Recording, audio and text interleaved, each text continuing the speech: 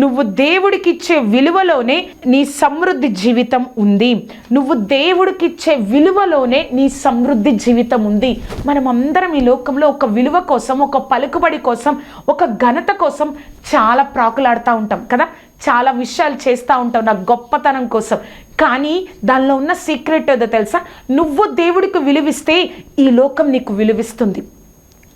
నువ్వు దేవుడికి విలువిస్తే ఈ లోకంలో ఒక విలువలేని వ్యక్తిగా ఉంచరు. దేవుడు నిన్ను ఒక విలువైన వ్యక్తిగా ఉంచుతారు. రూతు ఆమె మోయాబీరాలు.